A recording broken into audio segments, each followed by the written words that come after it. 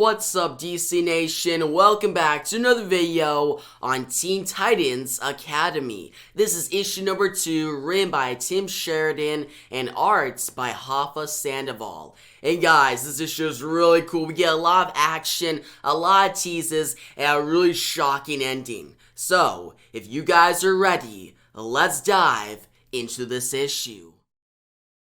A girl runs down a hallway in Titan's tower. She crashes to the ground, hurt. "Who are you, X?" she shouts.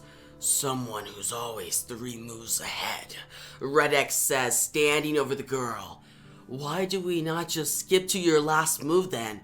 What are you waiting for? Kill me if that's why you're here," she says. Red X then throws his X blades at her, saying, "Shut up." We flash back to 72 hours earlier. Field day is going on. All the Teen Titans are training. We see Cyborg helping out Bolts with her speedster training until his eye catches Matt, a boy who isn't working out. He's playing chess. Correction, Arimma. A game that you play using a standard chess set with some marked up spaces, but it's a completely different game from chess. Cyborg asks Matt why he's not working out. Matt tells Cyborg he's stronger than everyone in Titan's tower. He doesn't need a field day. Cyborg blows a whistle for a break for the Titans training. "You know, if you're missing home and you need someone to talk to," Cyborg says, walking up to Matt Price, the boy. Matt gets up and tells Cyborg he doesn't miss home. He didn't have a home. He doesn't have an origin. He fell out of the sky, and every day he's trying to make his brain stronger. "I'll see you around," Matt says to Cyborg before walking away.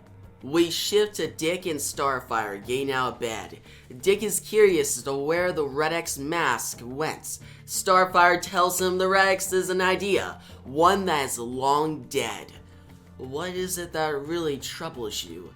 Starfire asks. "Barbara called," Dick responds. "Oh, I see," Starfire says. No, it isn't. It's Bloodhaven. I think I'm gonna need to spend more time there," Dick says. "With her?" Starfire responds. "Corey, it's not like that. I have a responsibility there," Dick says.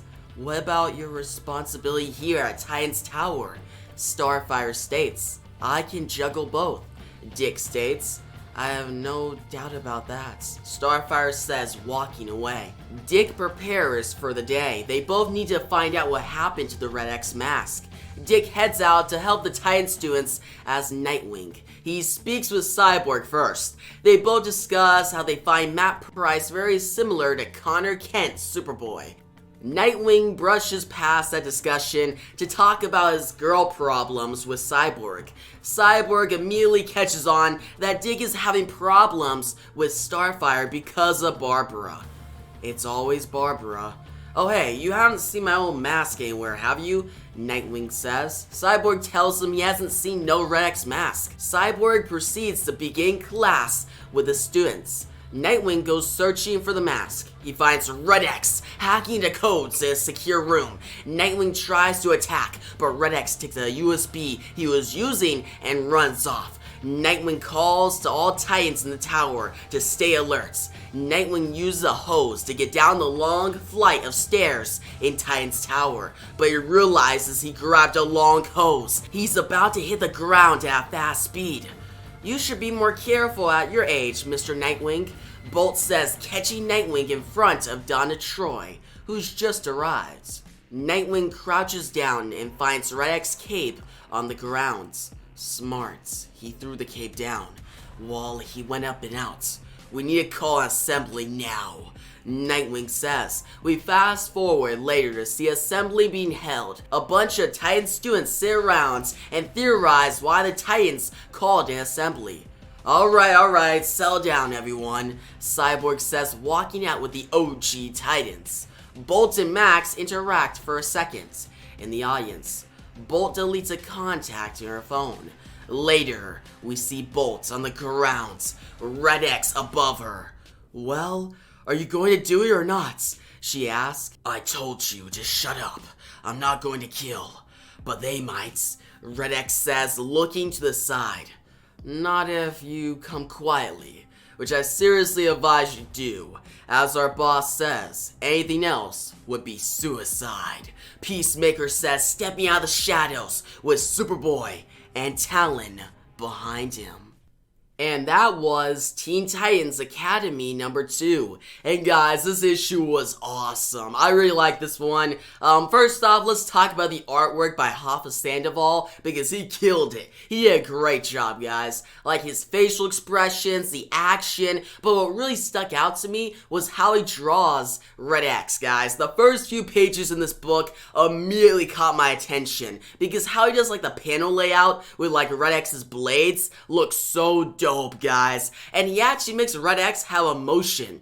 Like when Bolt is talking to him and Bolt's like, hey, just kill me, you see it in Red X's face like, what? Like, he's surprised. So, Hoffa Sandoval does a great job with that. Red X is showcased so well, guys. I'm so happy that Red X is getting some really great treatment. Like, he's written well in this issue, and he's drawn in an amazing way. So yeah, props to Hoffa Sandoval. Nothing but praise for his artwork. Now to Tim Sheridan's writing, I really like how the story is developing. Seeing Nightwing and Starfire kind of have some problems because the mention of Barbara was really interesting. Also, I like how Tim Sheridan is like developing Bolt and Matt Price as characters, because they're both new characters. We know that Bolt is gonna be like the next speedster, and she's pretty cool so far. I like her personality, and see her connection at the end, like being chased down by Red X, and she actually has a connection to the Suicide Squad, which don't worry, I'll get to that cliffhanger in a second. But she's becoming a very intriguing and exciting character very quickly. And Matt Price,